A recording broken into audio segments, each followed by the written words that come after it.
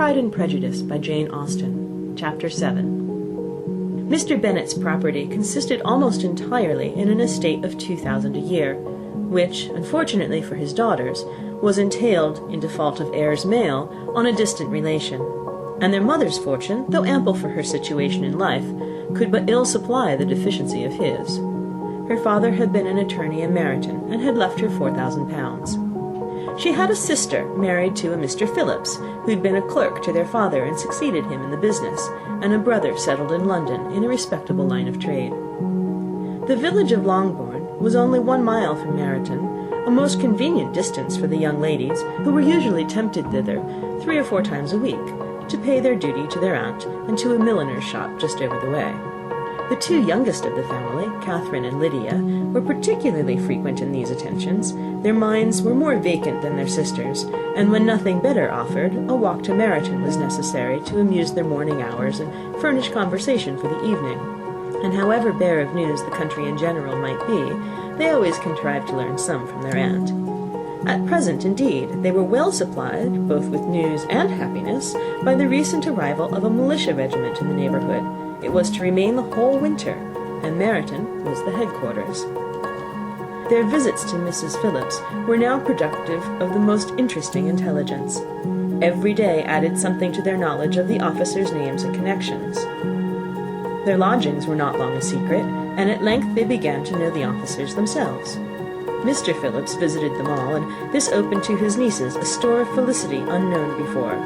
They could talk of nothing but officers, and Mr. Bingley's large fortune, the mention of which gave animation to their mother, was worthless in their eyes when opposed to the regimentals of an ensign. After listening one morning to their effusions on this subject, Mr. Bennet coolly observed, "From all that I can collect by your manner of talking, you must be 2 of the silliest girls in the country. I've suspected it some time, but I am now convinced." Catherine was disconcerted and made no answer, but Lydia, with perfect indifference, continued to express her admiration of Captain Carter, and her hope of seeing him in the course of the day, as he was going the next morning to London. "I am astonished, my dear," said Mrs. Bennet, "that you should be so ready to think your own children silly. If I wish to think slightingly of anybody's children, it should not be of my own, however. If my children are silly, I must hope to be always sensible of it." "Yes, but as it happens, they are all of them very clever." "This is the only point, I flatter myself, on which we do not agree. I had hoped that our sentiments coincided in every particular, but I must so far differ from you as to think our 2 youngest daughters uncommonly foolish." "My dear Mr. Bennet, you must not expect such girls to have the sense of their father and mother. When they get to our age, I dare say they will not think about officers any more than we do. I remember the time when I liked a red coat myself very well, and indeed I still do at my heart. And if a smart young colonel with 5,000 or 6,000 a year should want one of my girls, I shall not say nay to him. And I thought Colonel Forster looked very becoming the other night at Sir William's in his regimentals." "Mamma," cried Lydia, "my aunt says that Colonel Forster and Captain Carter do not go so often to Miss Watson's as they did when they first came. She sees them now very often standing in Clark's library." Mrs. Bennet was prevented from replying by the entrance of the footman with a note for Miss Bennet. It came from Netherfield, and the servant waited for an answer.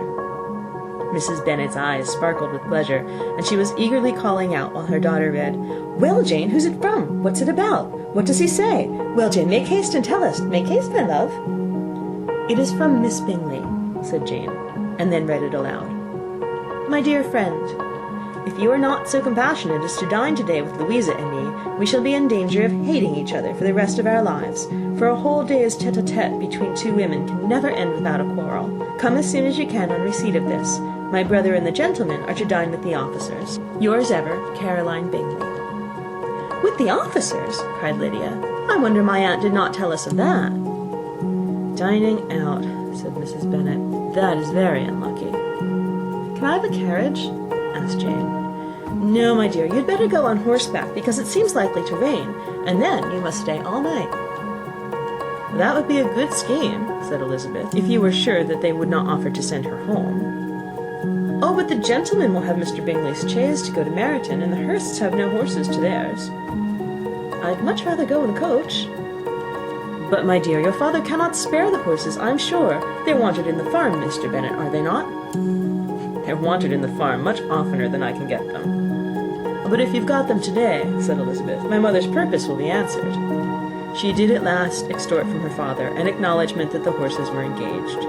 Jane was therefore obliged to go on horseback, and her mother attended her to the door with many cheerful prognostics of a bad day. Her hopes were answered.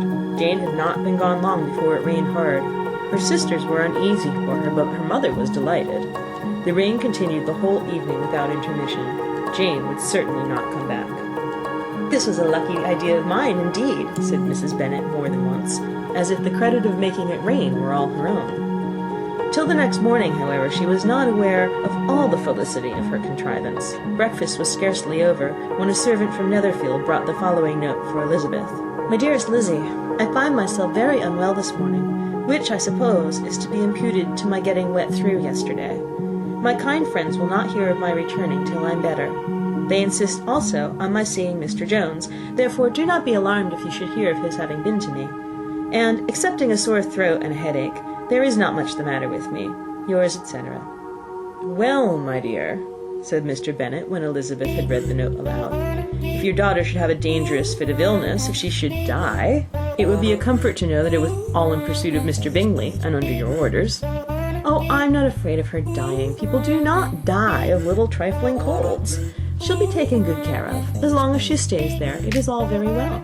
I would go and see her if I could have the carriage." Elizabeth, feeling really anxious, was determined to go to her, though the carriage was not to be had, and as she was no horsewoman, walking was her only alternative. She declared her resolution.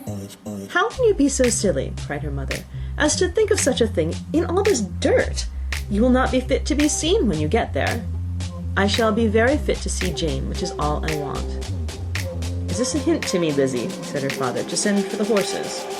"No, indeed, I do not wish to avoid the walk. The distance is nothing when one has a motive, only 3 miles. I shall be back by dinner." "I admire the activity of your benevolence," observed Mary, "but every impulse of feeling should be guided by reason, and, in my opinion, exertion should always be in proportion to what is required." "We will go as far as Meryton with you," said Catherine and Lydia. Elizabeth accepted their company, and the 3 young ladies set off together. "If we make haste," said Lydia, as they walked along, "perhaps we may see something of Captain Carter before he goes." In Meryton they parted. The 2 youngest repaired to the lodgings of one of the officers' wives, and Elizabeth continued her walk alone, crossing field after field at a quick pace, jumping over stiles and springing over puddles with impatient activity, and finding herself at last within view of the house, with weary ankles, dirty stockings, and a face glowing with the warmth of exercise. She was shown into the breakfast parlour, where all but Jane were assembled, and where her appearance created a great deal of surprise. That she should have walked 3 miles so early in the day in such dirty weather and by herself was almost incredible to Mrs. Hurst and Miss Bingley, and Elizabeth was convinced that they held her in contempt for it. She was received, however, very politely by them, and in their brother's manners there was something better than politeness. There was good humour and kindness. Mr. Darcy said very little, and Mr. Hurst nothing at all. The former was divided between admiration of the brilliancy which exercise had given to her complexion, and doubt as to the occasions justifying her coming so far alone. The latter was thinking only of his breakfast. Her inquiries after her sister were not very favourably answered. Miss Bennet had slept ill, and though up, was feverish, and not well enough to leave her room. Elizabeth was glad to be taken to her immediately, and Jane, who had only been withheld by the fear of giving alarm or inconvenience from expressing in her note how much she longed for such a visit, was delighted at her entrance. She was not equal, however, to much conversation, and when Miss Bingley left them together, could attempt little besides expressions of gratitude for the extraordinary kindness she was treated with. Elizabeth silently attended her. When breakfast was over, they were joined by the sisters, and Elizabeth began to like them herself when she saw how much affection and solicitude they showed for Jane. The apothecary came, and having examined his patient, said, as might be supposed, that she had caught a violent cold, and that they must endeavour to get the better of it, advised her to return to bed, and promised her some draughts. The advice was followed readily, for the feverish symptoms increased, and her head ached acutely. Elizabeth did not quit her room for a moment, nor were the other ladies often absent. The gentlemen being out, they had, in fact, nothing to do elsewhere. When the clock struck 3, Elizabeth felt that she must go, and very unwillingly said so. Miss Bingley offered her the carriage, and she only wanted a little pressing to accept it, when Jane testified such concern in parting with her that Miss Bingley was obliged to convert the offer of the chaise to an invitation to remain at Netherfield for the present. Elizabeth most thankfully consented, and a servant was dispatched to Longbourn to acquaint the family with her stay, and bring back a supply of clothes. End of Chapter 7. Read by Krista McQuillan, Tokyo, Japan, November 7th, 2005.